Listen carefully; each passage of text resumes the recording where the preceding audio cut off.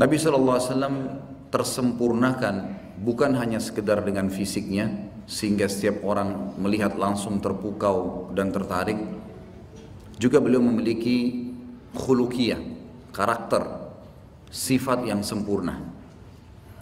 Beliau orangnya sangat ramah, pemalu, ya. Beliau sangat baik. Disebutkan dalam Al-Quran surah Al-Qalam ayat 4, Allah subhanahu wa ta'ala dari langit sana memujinya, berkata, a'udzubillahi minasyaitonirrajim, wa innaka la'ala khuluqin azim. Sesungguhnya kaum Muhammad memiliki akhlak yang luar biasa, sempurna, agung. Akhlak ini berarti perilaku. Seperti kalau kita interaksi sama seseorang, tutur katanya santun, tatapan matanya sayu, kata-kata yang keluar dari lisannya lembut, sambutan tangannya selalu hangat, ya, kita selalu dibantu, ya, dengan apa yang kita butuhkan, maka kita akan mengatakan orang ini baik. Nah, itu namanya akhlak.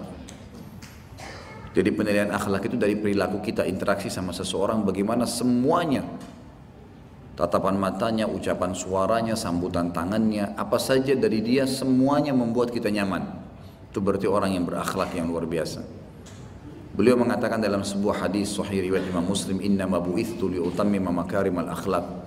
Saya diutus untuk menyempurnakan kesempurnaan akhlak. Jadi perilaku yang sudah baik, karakter yang sudah baik, saya sempurnakan lagi. Apa yang sudah ada sebelumnya, datang beliau menyempurnakan semua itu. Prinsip dasar Nabi SAW adalah lebih baik memberi daripada meminta, membantu, ya, daripada minta bantuan, memberi daripada menerima. Banyak sekali prinsip-prinsip dasar dalam kehidupan beliau ini yang akhirnya membuat bahkan orang non-muslim banyak masuk Islam. Bahkan ciri Nabi SAW disebutkan dalam kitab Taurat, ghalaba hilmuhu ghadabu. Sifat kedewasaannya, memaafkannya, mengalahkan emosinya. Dalam riwayat Bukhari dikatakan bahwasanya Nabi SAW tidak pernah marah kecuali idan tuhika hurmatullah. Kalau sudah sampai pada tingkat agamanya Allah dicoreng, baru beliau marah. Kalau enggak pernah marah. Lebih banyak memaafkan. Karena memang Allah mengatakan wa'fu wasfahu hatta ya'ti Allah bi amri. Maafkan. Allah suruh maafkan. Wasfahu, bersihkan hati kalian. Udahlah, enggak usah tuntut. Jadi di sini jelas sekali Nabi SAW memiliki itu. Banyak contoh dalam kehidupan beliau. Semua sahabat, diantaranya hadis Bukhari menyebutkan ada sahabat-sahabat yang muda, masih anak-anak waktu itu. Abdullah bin Abbas, Abdullah bin Umar, Abdullah bin Amr bin As, Anas bin Malik. Semua ini, Usama bin Zaid, sahabat-sahabat Nabi yang masih muda-muda pada saat itu, pernah menukil sebuah riwayat dan mereka sepakat berkata, kami sangat gembira kalau Nabi SAW menemui kami, karena beliau selalu tersenyum, menyapa, memberikan salam kepada kami. Dan kami tidak ingin kalau ada sahabat-sahabat yang tua yang menyaingi kami.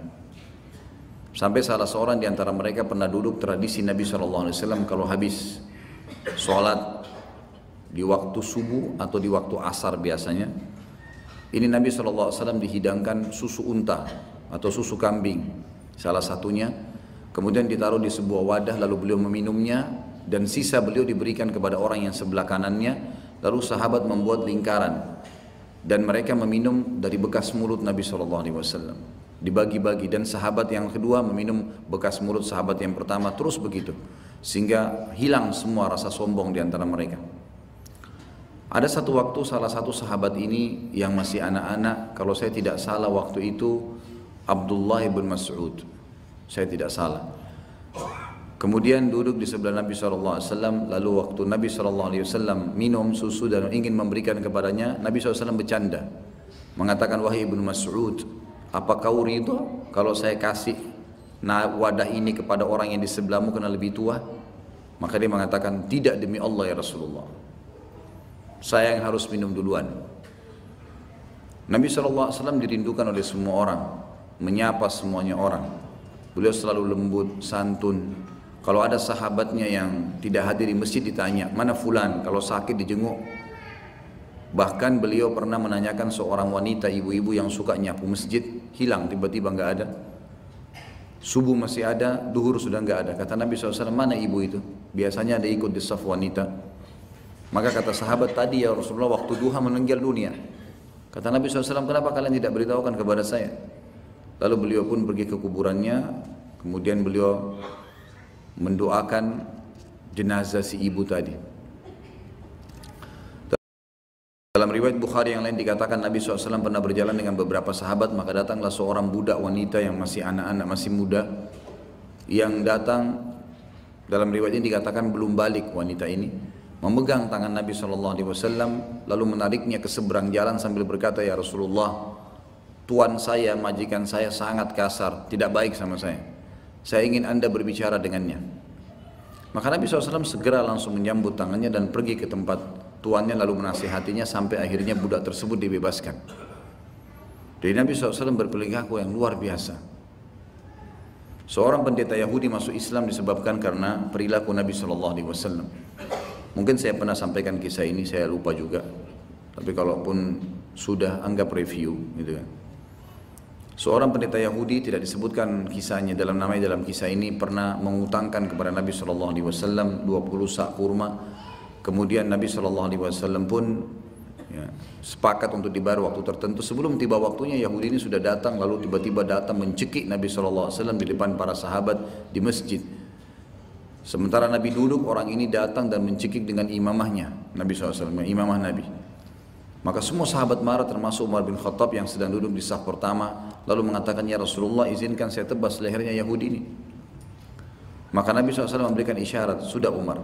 Lalu Nabi SAW berbicara dengan orang tersebut sementara dia berdiri dan beliau duduk SAW. Dan beliau berkata, kenapa hai Yahudi? Yahudi mengatakan sambil nyekik leher Nabi, saya ingin kau bayar utangmu hai Muhammad, karena saya tahu kalian orang Quraisy suka menunda-nunda pembayaran utang. Sengaja memancing emosi.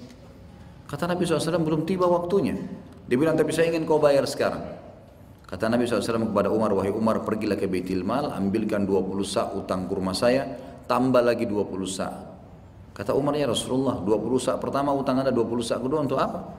Kata Nabi SAW, hukuman karena kau sudah menakut-nakutinya. Umar malah yang dihukum. Di sini maksudnya adalah karena Nabi SAW seorang pemimpin, jangan ambil keputusan kecuali saya sudah tentukan. Nggak boleh. Kalau Nabi SAW ada, nggak boleh sama sekali kita mengambil keputusan. Maka yang terjadi pada saat itu, Umar pun ke Baitul Mal, diikuti oleh orang Yahudi ini, lalu dia siapkan 20 sak utang Nabi kurma. Begitu sudah selesai, mau disiapkan 20 sak kedua, kata Yahudi itu, sebentar Umar, nggak usah siapkan yang kedua. Kata Umar, saya nggak peduli perkataan kamu, Nabi yang suruh, kau mau atau nggak mau saya akan buatin. Dia bilang, hai Umar, apa kau tahu siapa saya? Kata Umar, saya nggak mau tahu siapa kamu. Umar marah dengan dia. Maka dia sebutkan, saya Fulan bin Fulan. Ternyata namanya ini nama orang Yahudi yang sudah lama terkenal, orang yang pendeta yang sangat mahir menguasai Taurat, dan orangnya sudah lama terkenal mau masuk Islam. Kata Umar, apa kau demi Allah dia? Kata dia, iya. Lalu kenapa kau berani lakukan itu sementara kau tahu dia adalah Rasulullah sallallahu alaihi wasallam? Lalu kata orang tersebut, hai Umar, kau kira saya gila? Saya datang ke masjid kalian, mencekik Nabi kalian dan raja kalian. Saya sudah pertaruhkan nyawa saya. Coba kamu pikir pakai akal sehat. Tadi saya datang sengaja nagih dia sebelum waktunya, itu ada alasan. Saya cekik dia di depan kalian dan saya pertaruhkan nyawa saya, ada alasan. Kata Umar, apa alasan? Dia bilang, saya temukan pada diri Muhammad semua ciri Nabi terakhir sudah ada.